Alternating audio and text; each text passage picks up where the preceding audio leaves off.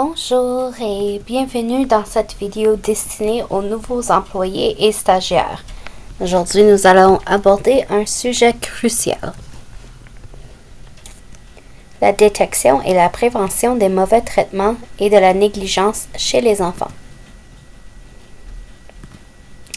En tant que futur praticien ou praticienne, il est de notre responsabilité de reconnaître et de réagir face à ces situations pour assurer le bien-être des enfants que nous accueillons à nos centres de garde et à les écoles. Commençons par examiner les différents types de mauvais traitements auxquels les enfants peuvent être exposés. Le premier mauvais traitement est le mauvais traitement physique. Les signes et indicateurs incluent des fractures non expliquées, des brûlures, marques de morsure, peur excessive de certains adultes, des comportements agressifs envers les autres enfants. Les fractures non expliquées pourraient indiquer des traumatismes physiques, peut-être dus à des abus. Les brûlures suggèrent également la maltraitance. Les marques de morsure pourraient être un autre signe de violence subie. La peur excessive des adultes peut indiquer des expériences traumatisantes antérieures. Le comportement agressif envers les autres enfants peut être une manifestation de stress ou de malaise profond. Le deuxième mauvais traitement est le mauvais traitement émotionnel. Les signes et les indicateurs incluent un retrait social, manque de confiance en soi, l'anxiété excessive, un comportement autodestructeur, un retard de développement émotionnel. Et le troisième, le mauvais traitement sexuel.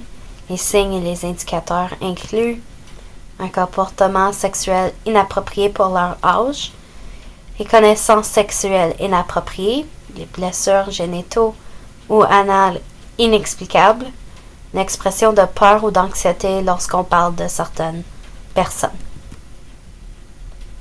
La négligence. La négligence peut être aussi préjudiciable pour le développement et le bien-être d'un enfant. Il s'agit de ne pas fournir les soins et d'attention nécessaires à un enfant. Les signes et indicateurs de la négligence incluent la mauvaise hygiène, les vêtements inadaptés aux conditions de la météo, faible poids ou retard de la croissance, absence fréquente de l'école ou de la garderie sans explication, un manque de supervision éducante. Un mauvais hygiène et des vêtements inadaptés aux conditions de la météo peut indiquer un manque de soins de base. Le faible poids ou son retard de croissance peuvent être le résultat d'une alimentation inadéquate.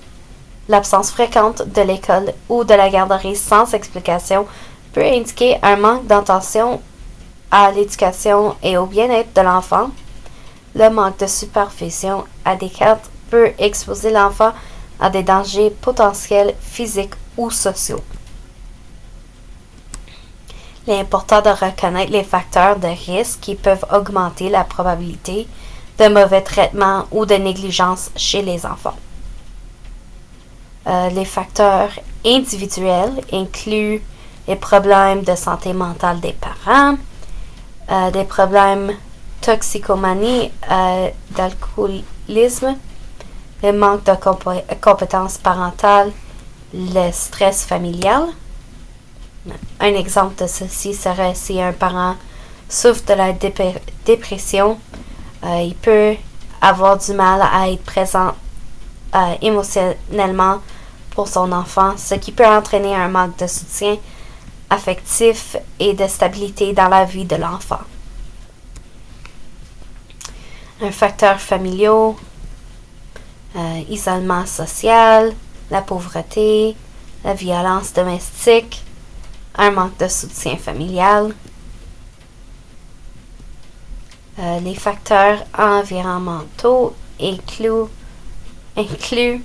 les accès limités aux ressources de la communauté, les quartiers à haut risque de manque d'accès à des services de garde de qualité. En conclusion, il est essentiel que nous soyons tous attentifs aux signes et aux indicateurs de mauvais traitement et de la négligence chez les enfants.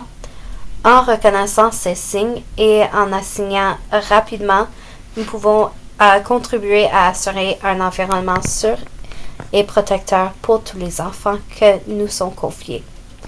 En étant dit, si on reconnaît ces signes, il est important de signaler la personne en charge à votre centre de garde ou à votre école de tout signe pour assurer la sécurité et le bien-être de tous les enfants. Après avoir écouté cette vidéo, je vous remercie et j'espère que ça vous aiderait dans le futur. Merci.